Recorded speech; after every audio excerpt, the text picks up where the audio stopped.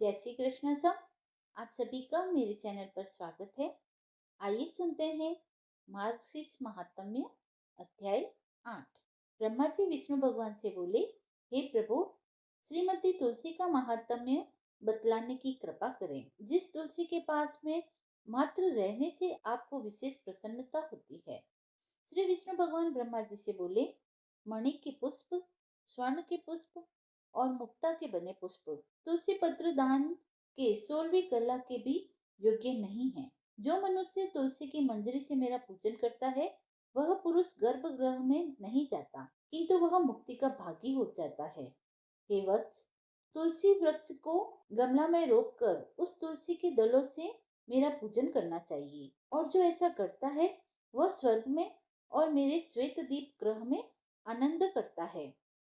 जिसने साबुत अर्थात बिना टूटे निर्मित सुगंधित श्रीमती तुलसी के पत्रों से एक बार मेरा पूजन किया, उसी समय यमराज पट में लिखे हुए उसके पाप को देखकर मिटा देते हैं। जिसने एकादशी तथा पवित्र दिनों में मेरे पूजन के लिए तुलसी नहीं रखी, उनके जीवन को धिक्कार है, और उनको न इस लोक में तथा न परलोक में धन सुख और संतति सुख देखने में आता है। मार्गशीर्ष मास में मेरी प्रतिमा को तुलसी पत्रों से पूजित देखकर पूजन देखने वाला ब्रह्म हत्या से भी छूट जाता है। जो मेरी रामेश्वर की तुलसी से नित्य पूजन करता है, उनके महापाप भी नष्ट हो जाते हैं। मेरे पूजन में बासी पुष्प और बासी जल निषेध है, किंतु तुलसी पत्र और जानवी का जल निषेध नहीं है। हे सूत, मालती आदि पुष्प मुझको प्रसन्न करने के लिए मेरी प्रिय पवित्र तुलसी नहीं मिल जाती। जो मनुष्य बिल्वपत्र से एक बार मेरा पूजन करता है, वह आतंक से रहित होकर मेरे समीप में आकर मुक्ति का भागी होता है, अर्थात समीप में ही मुक्ति का भागी हो जाता है। मणि पत्र से, जाति पत्र से, कमल से और कौस्तुभ मणि से अधिक तुलसी पत्र मुझको प्रिय है। मेरे हृदय को आनंद देने वाली मंजरी युक्त साबुत पत्र वाली तुलसी क्षीर समुद्र से प्रादुर्भाव लक्ष्मी जी के समान मेरे को सदा प्रिय है।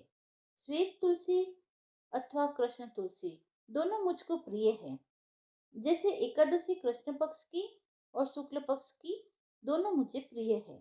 जो तुलसी पत्र को लेकर भक्ति से मेरा पूजन करता है, उस पूजन से समस्त देवता, असुर व मनुष्यों का पूजन हो जाता है। कौस्तुभ आदि अनंत रत्न मुझको प्रसन्न करने के लिए कृष्ण मंजरी युक्त कृष्ण तुलसी प्राप्त नहीं हो जाता, तब तक करते रहते हैं। जो मनुष्य कृष्ण तुलसी से कृष्ण भगवान का भक्ति से पूजन करता है, वह शुभ भुवन को जाता है, अर्थात वह विष्णु लोक को जाता है, जहाँ लक्ष्मी जी के साथ विष्णु भगवान वास करते हैं। जो लोग मेरे पूजन के लिए भिक्षुकों को और अन्य मेरे भक्तों को तुलसी दल देते हैं, वे लोग अविनाशी परम पद को प्राप्त करते हैं।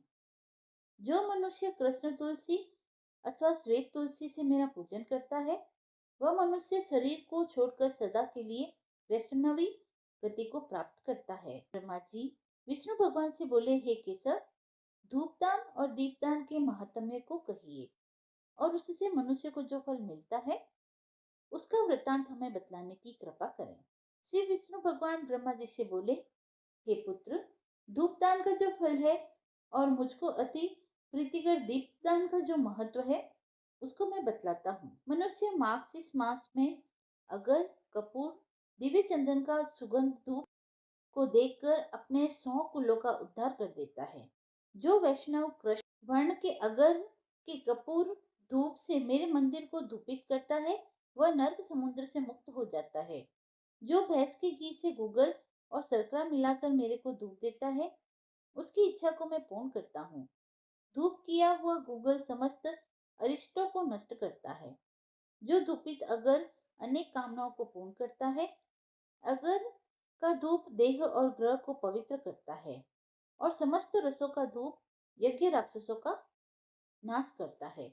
जाति पुष्प, इलायची, गूगल, हरड़, कूट, राल, गुड़, शैला, छंड और नख 10 मिलाकर दशांश धूप कहा जाता है।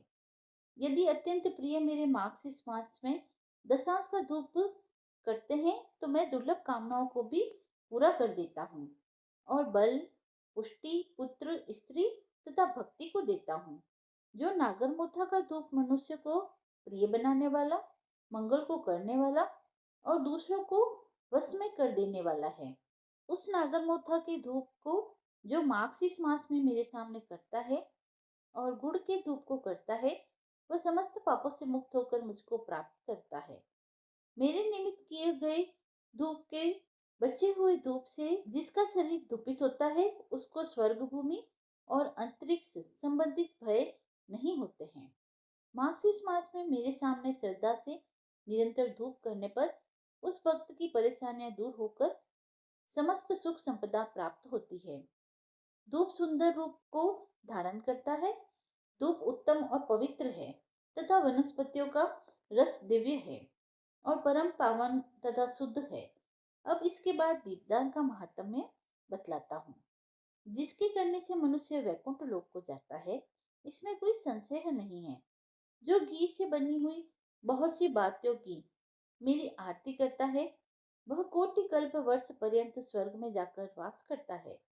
जो मार्क्सिस मास में मेरे सामने खड़े होकर मेरी आरती को देखता है, वह 7 जन्म तक दोषों से मुक्त हो जाता है और अंत में सालोक्य मुक्ति को प्राप्त करता है।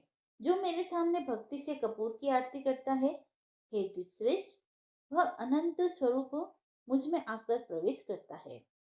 हे निराजन करने पर जो मंत्रहीन क्रियाहीन किया हुआ भी पूजन संपूर्ण फल को देने वाला होता है। जो मार्क्सिस मास में कपूर का दीपक जलाता है, वह अश्वमेध यज्ञ के फल का भागी होता है और कुल का उद्धार करने वाला होता है। जो मेरे सामने और ब्राह्मणों के सामने तथा चौराहे पर दीपक जलाता है, वह मनुष्य बुद्धिमान, ज्ञान से संपन्न और चतुर हो जाता है।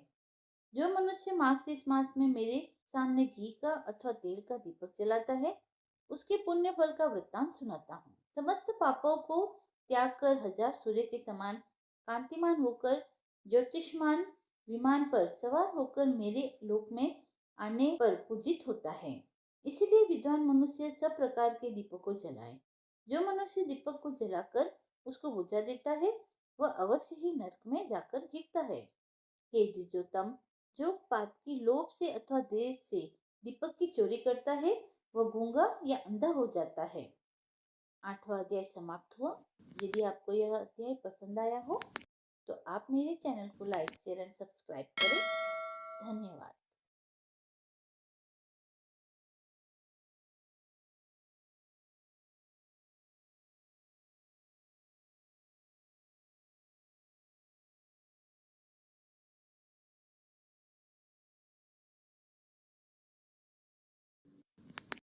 यदि आपको यह अध्याय पसंद आया